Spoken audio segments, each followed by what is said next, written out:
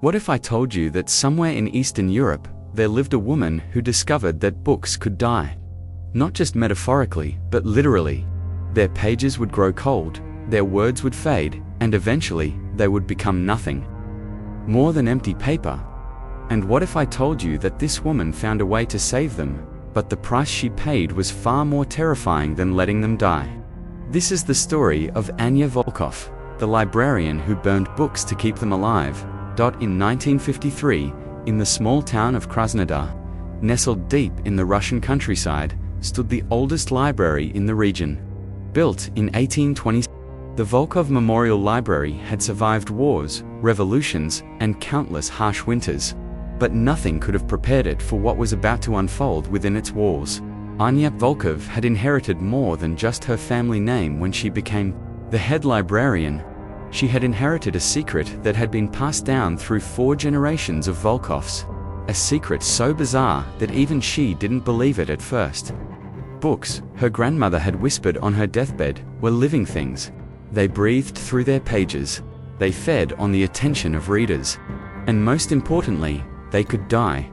At first, Anya dismissed this as the ramblings of an old woman losing her mind. But then she began to notice things. Books that hadn't been touched in months would feel different in her hands. Their pages would be brittle, almost hollow. The ink would seem faded, as if it were slowly bleeding away. And then, one winter morning in 1954, she found her first truly dead book. It was a volume of Pushkin's poetry, one that had sat untouched on the shelf for over 2 years.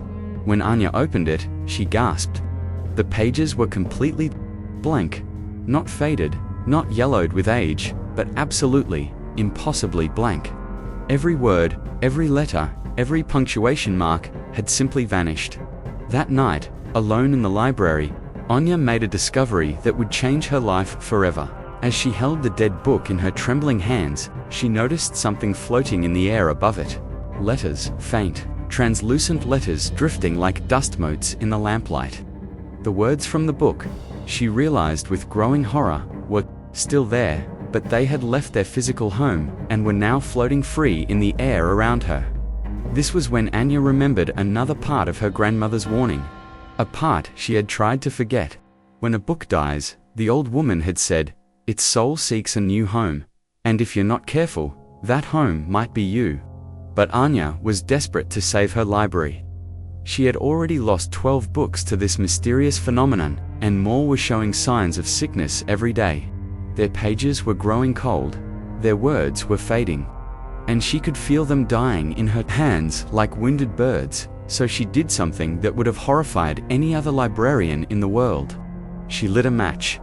The first book she burned was a collection of Russian folktales that was already half dead. Its pages had turned gray, and most of the text was so faded it was barely readable. As the flames consumed the paper, something extraordinary happened. The words didn't disappear. Instead, they rose from the fire like smoke, but instead of dissipating, they hung in the air, glowing softly in the darkness. Anya watched in amazement as the entire text of the book now floated around her in letters of golden light. Every story, every character, every magical creature from those folk tales was there, suspended in the air like a 3-dimensional manuscript written in fire. She reached out to touch one of the floating words, and the moment her finger made contact, she felt it. The story flooded into her mind, not as a memory of something she had read, but as a living experience. She was there, in the dark forest with the witch, feeling the cold wind on her skin and tasting the fear on her tongue. This was how Anya discovered that burning the books didn't destroy them, it liberated them. It freed their essence from the confines of paper and ink and allowed them to exist in their purest form. And more than that, it allowed her to experience them in a way no reader ever had before. Over the next few months, Anya burned 37 books. Each time, she told herself she was saving them from a fate worse than destruction. She was keeping them alive. And in a way, she was. The words followed her everywhere now. Her apartment was filled with floating text, stories that danced around her ceiling, poems that whispered in her ears as she slept. But something else was happening to Anya. Something she hadn't anticipated. The stories weren't just with her, they were becoming part of her. She would catch herself speaking in the voice of characters from burned novels. She would wake up with memories of events that had never happened to her, adventures from books that now lived in her mind. The townspeople began to notice changes in their librarian. She had always been quiet and scholarly, but now she seemed different, distracted. Sometimes she would stop mid-sentence and stare at empty air, as if she were reading something invisible. Other times, she would laugh at jokes no one else had heard, or become frightened by dangers that existed only in her imagination. Dr. Petrov, the town physician, was the first to suspect that something was seriously wrong. When he visited the library in the spring of 1955, he found Anya sitting in the middle of the main reading room, surrounded by piles of ash. She was carefully scooping the remains of burned books into glass jars, labeling each one with the title of the work it had once been. "Anya," he said gently, "what are you doing?" She looked up at him with eyes that seemed to hold too much knowledge, too many stories. "I'm preserving them," she said. "They're safer this way. They can't die if they're already transformed." Dr. Petrov noticed something else that day. The library felt different. The air itself seemed thick with words, heavy with stories. As he walked through the stacks, he could swear he heard whispers, fragments of conversations from burned novels, echoes of poetry that no longer existed on paper. By the end of 1955, Anya had burned over 200 books. Her apartment had become uninhabitable. The walls were covered with floating text that only she could see clearly. The stories had begun to interact with each other, creating new narratives that blended and merged in impossible ways. Characters from different books would have conversations that kept her awake at night. Epic poems would rewrite themselves in the air above her bed. But the worst part was that Anya was losing herself. Her own memories were becoming confused with the memories of fictional characters. She would sometimes forget her own name, calling herself by the names of protagonists from burned novels. She would remember growing up in places that existed only in stories, falling in love with men who had never been real. The end came on a cold December night in 1955. The townspeople found Anya in the library, sitting in a chair, made of stacked books, her eyes wide, and staring at something they couldn't see. She was speaking, but the words coming from her mouth were in a dozen different languages. Fragments from all the books she had burned, overlapping and competing for her voice. Dr. Petrov tried to reach her, but Anya didn't respond to her own name. She only responded when he called her by the names of characters from literature. For a few moments, she would become that character completely, speaking in their voice, remembering their fictional lives as if they were her own. They took Anya away that night. She was committed to a psychiatric facility in Moscow, where she spent the remaining 23 years of her life. The doctors there wrote extensively about her case. She was, they said, a woman who had somehow convinced herself that she was living inside multiple books simultaneously. She would act out scenes from novels, recite poetry for hours without stopping, and insist that she could see words floating in the air around her. But here's what the doctors never knew, what the townspeople never understood. Anya wasn't delusional. She wasn't crazy.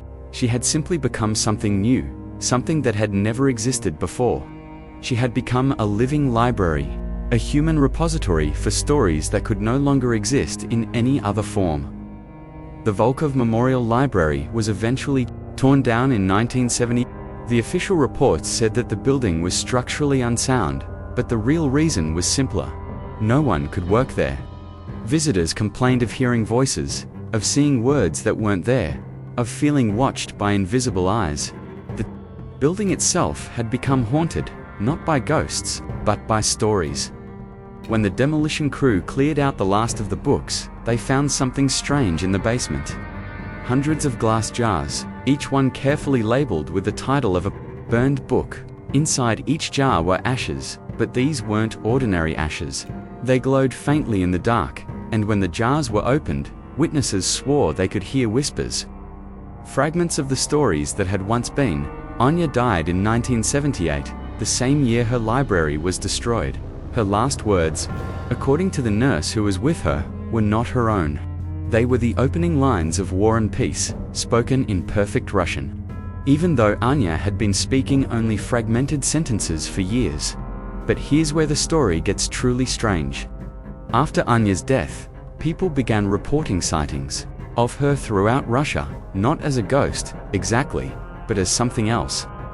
Travelers would see a woman in a library, always at night, always alone, carefully placing books into a fire that gave off no heat, and when they approached her, she would look up with eyes full of stories and ask them a single question. Would you like to help me save them? Some say she's still out there, still burning books to keep them alive, still carrying the weight of every story she ever freed from paper. Others say the whole thing was just the tragedy of a lonely librarian who lost her mind. But in certain old libraries, late at night, if you listen carefully, you might hear whispers in the stacks.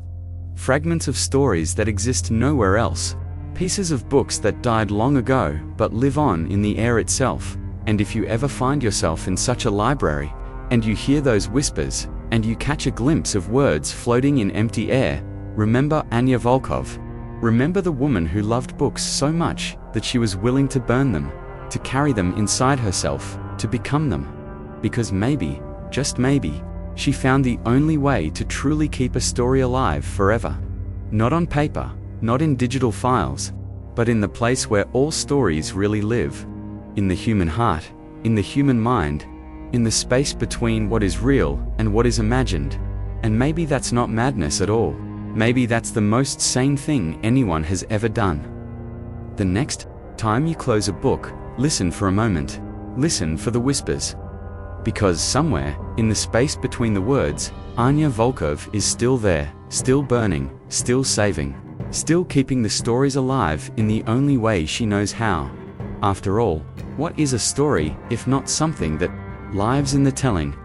What is a book if not a collection of words waiting to find a home in someone's mind?